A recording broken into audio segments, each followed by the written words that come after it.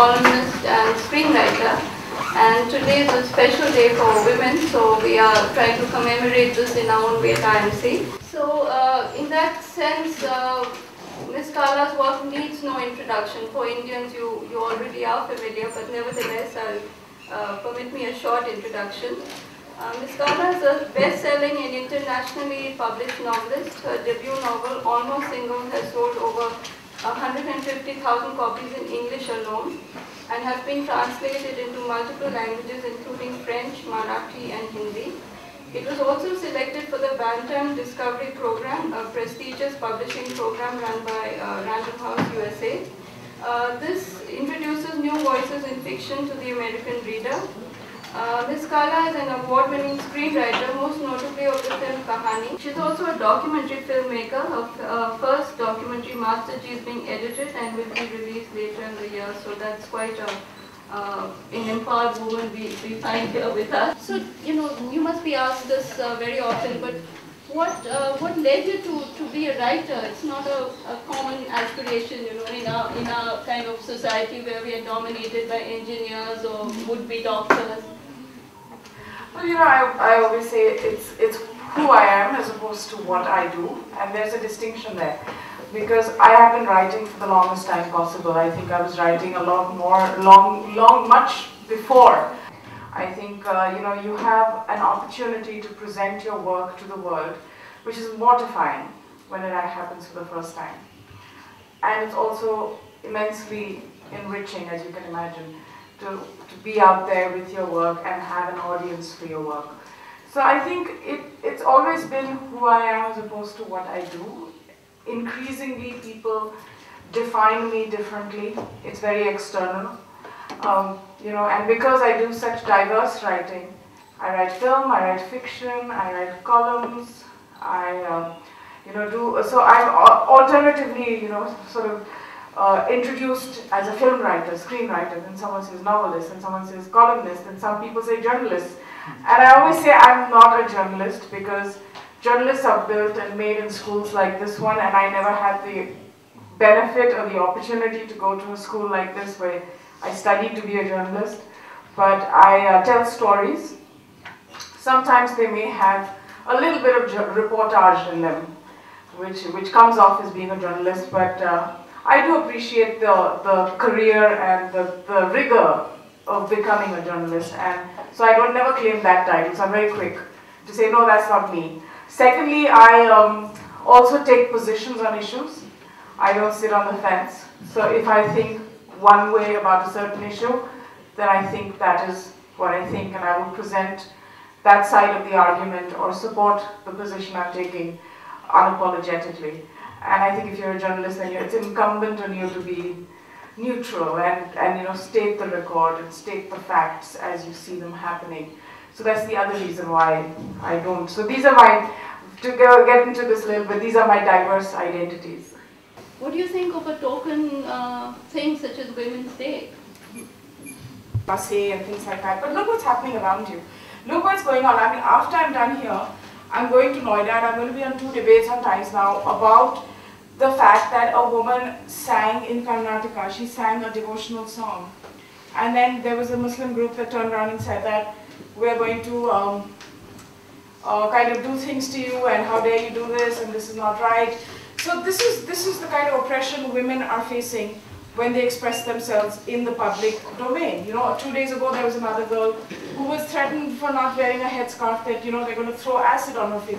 This is back to back. So today, on International Women's Day, primetime debate is really about this topic. This is our reality. Let's be sure about this. It may not have happened to you or me, I say as yet, but this is a reality for a lot of women.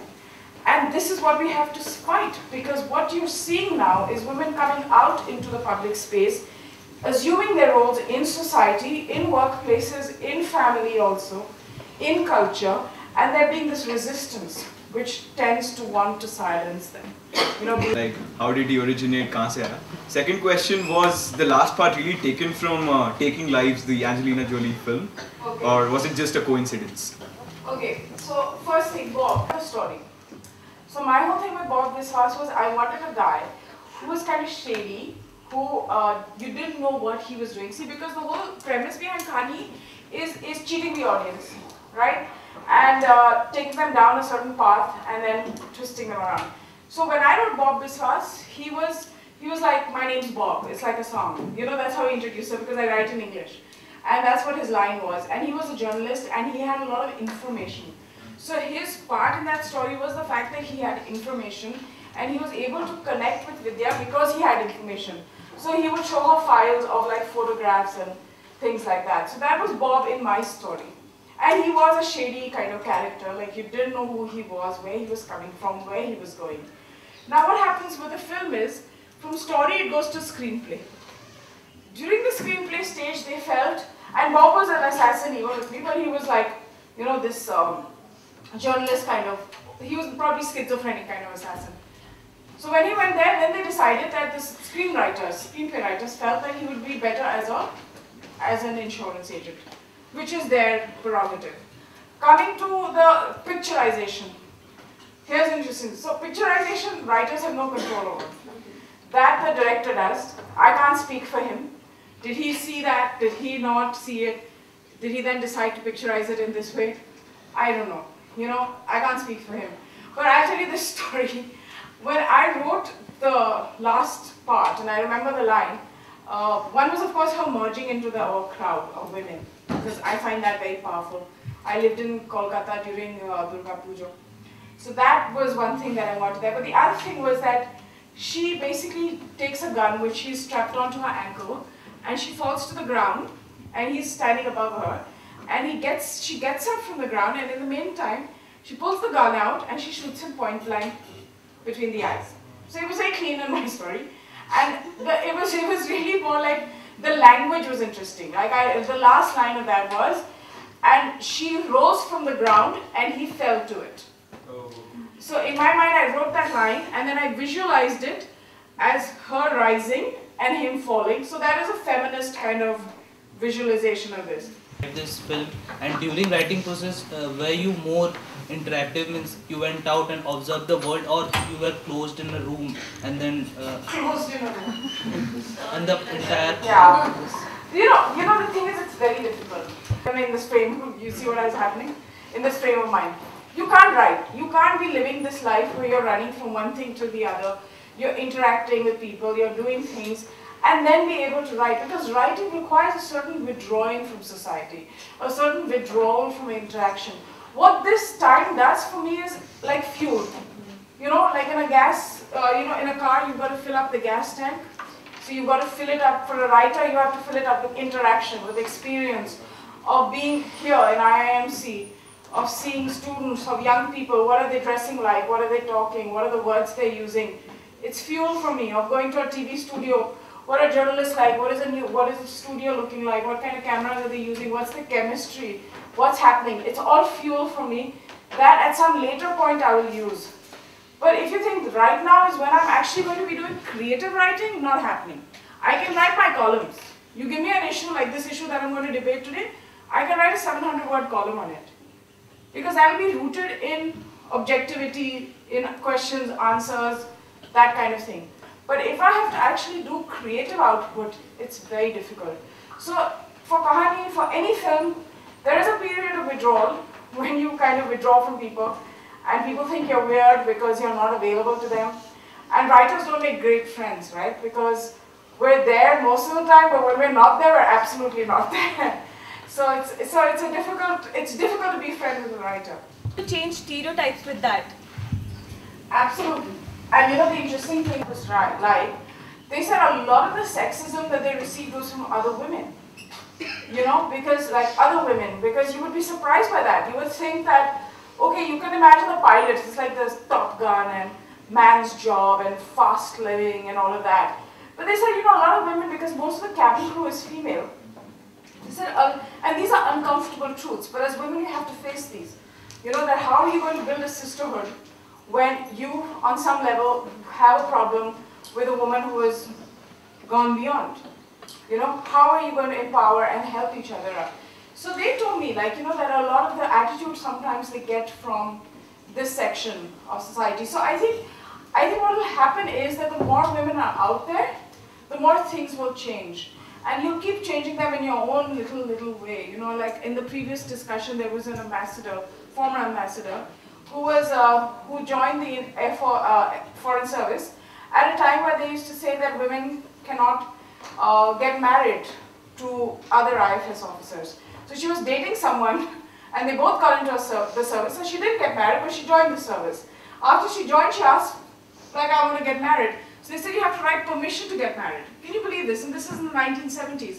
So I was listening to her, and I said, in the 1970s, you're writing letters to the government asking them for permission to marry someone just because he works in the same service, not even the same like office. So, one more question. Yes, we just take that, which actually says what can we do in our lives to change stereotypes or to change. You would like to share how to discipline yourself, or maybe how to approach publishers. Some tips. Okay, find a publisher. So you won't be looking for a publisher if you haven't written anything. See, the great thing is when I was publishing, there were 3 publishing houses. So if one rejected you, you were down to 2. If 2 rejected you, you were down to 1. That world has changed. It's been about 12 years. That world has changed. Not 12 years, actually, only 10 years. That, you know, today, there are over 10 publishers. So 1, 2, 3, you have far many more options. They're all available online. They all have submission guidelines. You have agents. Agents who will take your work, your rough work. If they like it, they will work on it. They will have an editor work on it, clean it up, and then send it to the publisher. So there's one filtration system already. Either submit directly to publishers, you can submit to agents. And just the number of options, and if everything fails, you can self-publish. There have been great cases of self-publishing, of e-publishing, where books have just become super duper hits, and then mainstream or regular brick and mortar publishers have said, why didn't we see this book? I remember when I was writing, and this will cheer you all up, whoever's planning on making a submission, was when I wrote, I sent my, I've loved, everyone loves what they write, right? So I sent it the night at 7 p.m. to a publisher, and it was about 180 pages. And the next morning at 10 a.m., I got a letter or an email from them saying, so sorry, but we won't be interested in publishing this book. And I was like, my first rejection. But then I started calculating the time. I said 15 hours. No one can read 180 pages in 15 hours, and I'm no big shot. Like, they didn't see my email and say, oh, we've got to read this right away. So I said, they probably didn't read it, and it was generic. Anyway, my book came out, it sold 150,000 copies, which is massive in India, you know. And you would think that why is 150,000, like 10,000 copies considered a bestseller. Last question, because we must close. Ma'am, after this huge success, like commercial big success after Kahaani and Anjani, do you think commercialization will affect your writing in any way? No, it won't, you know, because writers never make any money. It doesn't matter. There's like 100 crore films, 150 crore films, you know. It's just the directors and producers and actors. Writers, we don't get royalty. We don't get anything. Basically, your fee is decided in the beginning, and that's that. And after that, you have no claim on any profit. It all belongs to other people. So commercialization, at least for a writer like me, Like, you are successful now. So is that in any way affects you in writing, or when are you writing? Like, I think what affects me is that both almost what affects me is that Kahaani was considered very original, as a story at least. Never mind the picturization, but as a story at least. And so the pressure I now feel is to come up with something that is as original or as much of a twist in the tale. Like, everybody will be looking at it, what I come up with, and say, oh, but where is the twist? Yeah. You know, so I feel the pressure of that.